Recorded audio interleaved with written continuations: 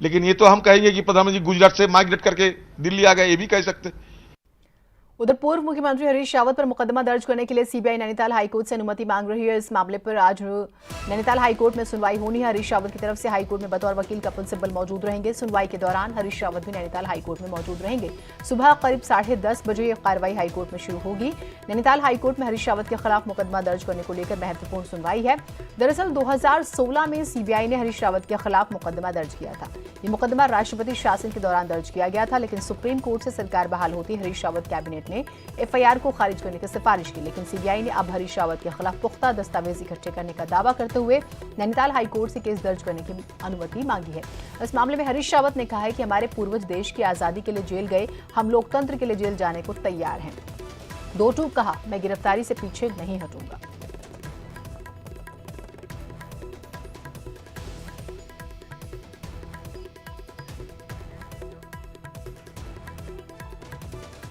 और शैलेंद्र नेगी हमारे सहयोगी जुड़े हुए हैं, हरीश रावत जी उनके साथ मौजूद है। शैलेंद्र, बात कीजिएगा, आज का दिन बहुत महत्वपूर्ण है।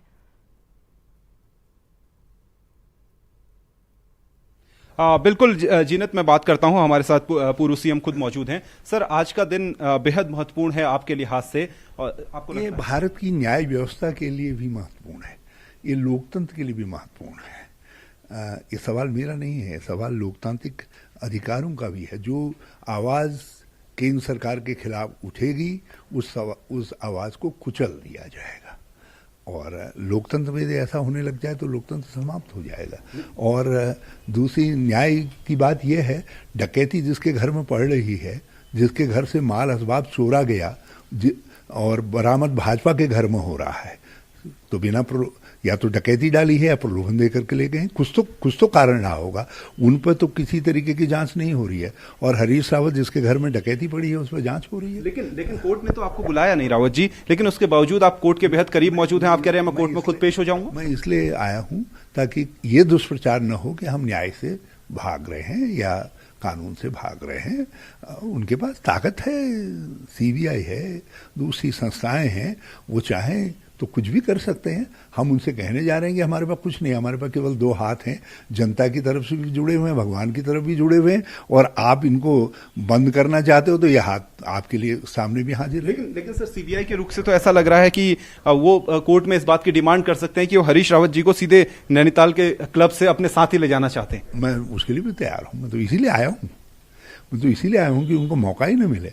मैं उनको ज्यादा कष्ट नहीं देना चाहता हूं, और वो जहाँ गए हैं, पहले भी जहाँ बुलाया मैं गया, मैंने बातें कही। ये भी और मैं जानता हूँ बेचारे वो भी क्या करें, वो अपने मालिक का कहा पूरा कर रहे हैं। सीबीआई एक बात जानती है कि भविष्य के लिए ये केस एक राष्ट्रीय नजीर बन जाएगा कि किस तरीके से सीबीआई का दुरुपयोग होता है। तो सीबीआई अपने नाम पर ये धब्बा लगता हुआ देख रही है आम सीबीआई के। लेकिन संकट आप पर जरूर आया है, लेकिन इस संकट से कहीं ना कहीं कांग्रेस एक नजर आ रही है। नेता प्रतिपक्ष खुद यहां पहुंचने वाली हैं थोड़ी देर में, पीसीसी चीफ यहां नैनीताल खुद पहुंचने वाले हैं, और कांग्रेस के जो कार्यकर्ता हैं, कई गुटों में बटी हुई कांग्रेस एक कर दिया है इस मुद्दे ने, जो सीबीआई का मामला है हरीश रावत के खिलाफ। ये लोकतंत्र की रक्षा का मुद्दा है, ये न्याय की रक्षा का मुद्दा है, ये उत्तराखंड की अस्मिता और भावना की रक्षा का मुद्दा है।